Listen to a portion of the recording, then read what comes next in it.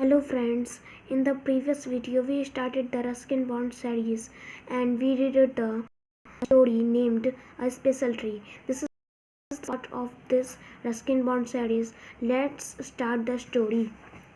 Chapter 2, The School Among the Pines.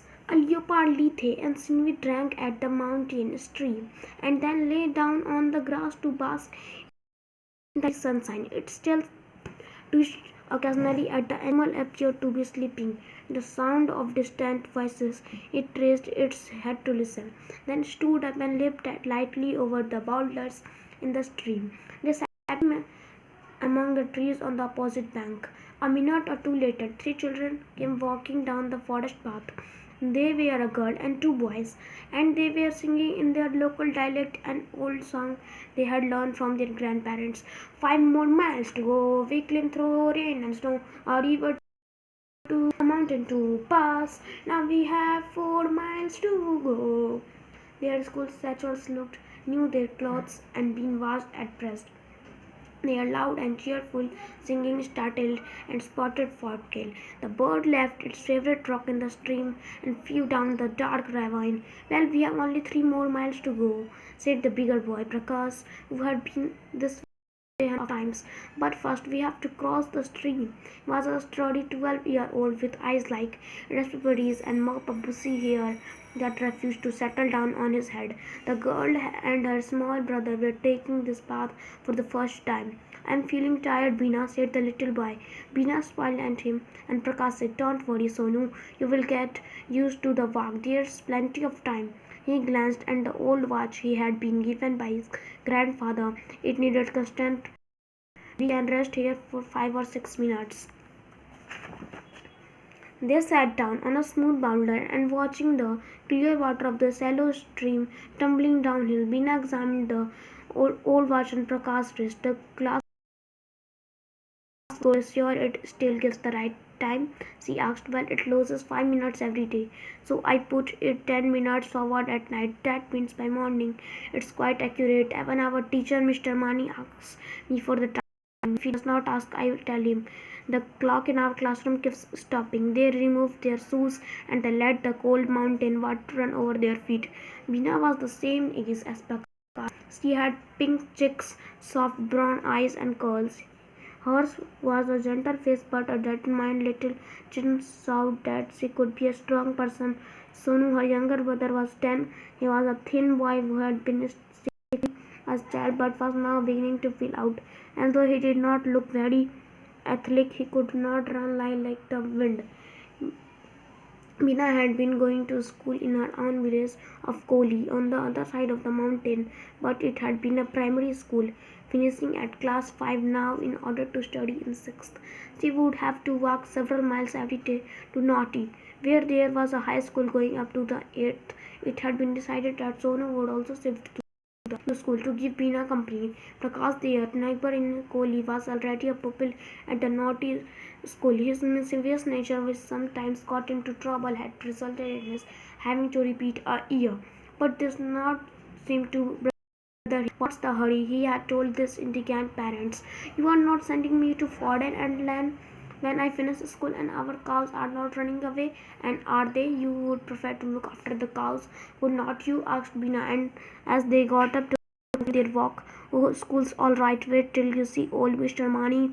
He always gets your name mixed up as well as the subjects he's supposed to be teaching. At our last season, instead of maths, he gave us a geography lesson. More than maths, said Bina. Yes, but there's a new teacher this year. This is just out of college. I wonder what she will like. Mina walked faster and Sonu had some trouble keeping with them. She was excited about the new school and the prospect of different surroundings. She had seldom been outside of her own village, with its small school and single ration shop. A day Ratin never varied, helping her mother in the fields or with household tasks like fetching water from fodder from cattle. Her father, who was a soldier, was a bit much in the year, and Sonu was still too small for the heavier tasks. As they neared Naughty Village, they were joined by other children coming from different directions. Even were full of little lanes and shortcuts like a game of snakes and ladders. no paths zigzagged around the hills and villages, cutting through fields and crossing rivers until they came together to form a fairly bushy road along which mules, cattle, and goats around the through. Naughty was fairly large village, and from there a broader but dustier started for Tehri. There was a small bus, several trucks, and for part of the way a road roller. The road had not been completed because the heavy diesel roller could not take the steep climb to Naughty. It stood on the roadside halfway up to the road from Tehri. Prakash knew almost everyone in the area and greetings and gossip with other children as well as with multis, bus drivers, milkmen, and laborers working on the road. He loved telling everyone the time, even if they were not interested. It's 9 o'clock, he would announce, dancing at his reach. Is not your bus leaving today? Off with you, the bus driver would respond. I will leave. I will leave when I am ready. As the children approached Naughty, the small flat school buildings came into view on the outskirts of the village, fringed with a line of long-lived pines. A small crowd had assembled to have happened. Prakash ran forward to see what it was all about. Bina and Sonu stood aside, waiting in a patch of sunlight near the boundary wall. Prakash soon came running back to them. He was bubbling over with excitement. It's Mr. Mani, he gasped. He's disappeared. People are saying a leopard must have carried him off. Okay, part 2. Mr. Mani was not really old. He was about 55, accepted to retire soon, but for the children innocent. And Mr. Mani had always been a bit absent-minded even as a young man.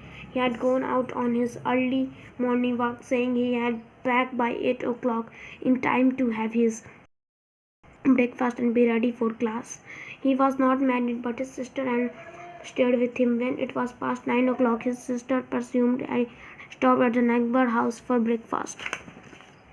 He loved tricking into other people's breakfast and that he had gone school from there. But when the school bell rang at 10 o'clock, everyone but Mr. Mani was present. We asked and guesses were made. No one had seen him return from his walk, and inquiries made in the village showed that he had not stopped at anyone's house. For Mr. Mani to disappear was puzzling. For him to disappear without his breakfast was extraordinary. Then a village said he had seen a leopard sitting on a rock on the outskirts of the pine forest. There had been talk of a cattle killer in the valley, of leopards and other animals being displaced at the construction of a dam. But as yet, a leopard attacking a man. Could Mr. Mani have been? See its victim. Someone found a strip of red cloth entangled without showing it to everyone. Mr. Mani had been known to wear red pajamas. Surely he had seen and eaten, but where remains and why we had been in his pajamas. Meanwhile, Bina and so the rest of the children followed their teachers to the school playground. Feeling a little lost, Bina looked around for Prakash. She found herself facing a dark young woman wearing spectacles, been in her early 20s, just a little too old to be another student. She had a kind, expressive face, and she seemed a little concerned by all that had been happening. Bina noticed that she had lovely hands. It was obvious that the new teacher had not milked cows or walked in the fields. You must be new here, said the teacher, smiling at Bina. And is this your little brother? Yes, we have come from Koli village. We were at school there. It's a long walk from Koli. You did not see any leopard, did you? Well, I am new too. Are you in the 6th class or no? Third, I am the 6th. Then I am your new teacher. My name is Tanya. Come along, let's see if we can settle down. 12 o'clock, wondering what all the fuss was about. No, snapped. He had not been attacked by a leopard, and yes, he had lost his pajamas. I would say him too. How did you lose your pajamas, sir? Asked Prakash. They were blown off the washing time. Lens plant Mr. Mani. After much questioning, Mr. Mani admired that he further than he went and they had been upset because of new teacher. A slip of a girl still 5th along with that troublesome boy. The headmaster had explained him that Mr. Mani was due to retire at the end of the year.